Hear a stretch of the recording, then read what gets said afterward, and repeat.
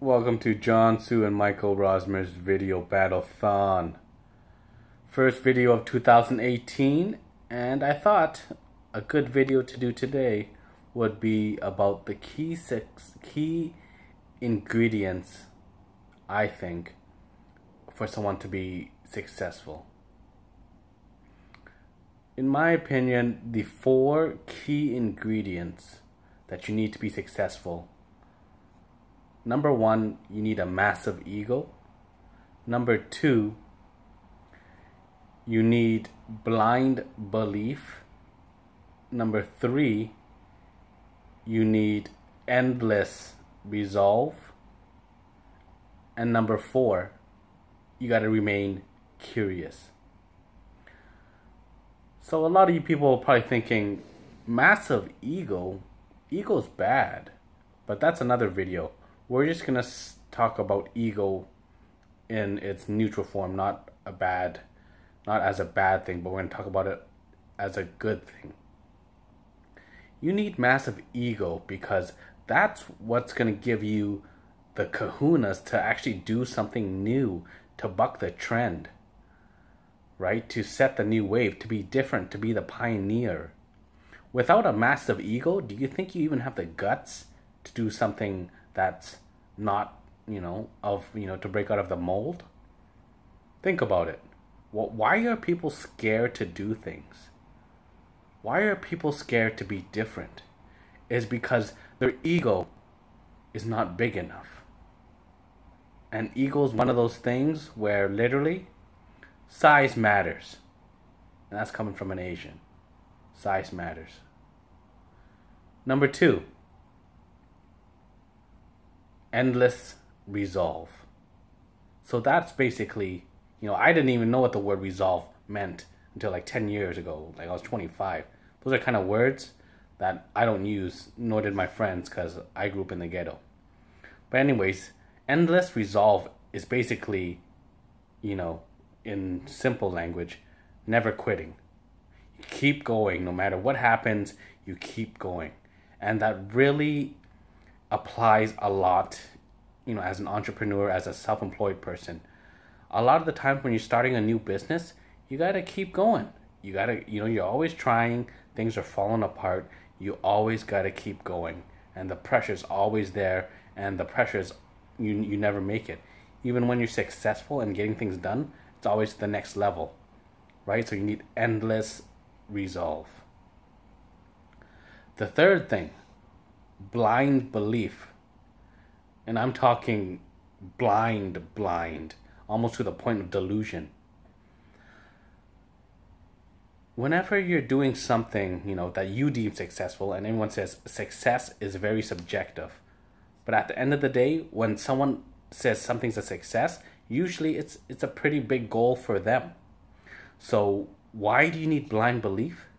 Because a lot of the times what people don't realize, when you're self-employed, or not even self-employed, in life when you have a huge goal and you're driving towards it, a lot of the times, and the honest truth is, it feels like you're failing your way to success. So, until you've actually, chased a really big goal in your life, you won't be able to comprehend what I mean by failing your way to success. But for those of you who understand what I mean, if you're failing most of the time, a lot of the times you're kind of thinking to yourself, what the hell am I doing? I'm getting my ass whooped. There's no sign of success in sight. And that's not every case, but that's the common case for a lot of people. In my opinion, when I first started becoming self-employed, I realized entrepreneurs are probably the most broke ass group of people, because they're putting all of their money into their business, right? Hoping to get that, to achieve the dream of being self-employed, that fantasy of being the boss, right? So that's why you need blind belief. Number 4, I think, is probably one of the most important one, even though it's last, is you need to remain curious. Because a person who is always curious remains resourceful. Think about it. You know when you're trying something and you get to the point of shit, I don't know what else to do. I'm fucked. That person is certain about their situation. They are no longer curious. They are absolutely certain that they are fucked. But when you remain curious, curiosity always opens options. And it's the options of, what might I specifically do now differently? Right? To be successful, to chase goals, you always need to be nimble and need to be open to all options. Because when you've decided that you only have one option, that's the worst position to be in. Because that's back against the corner.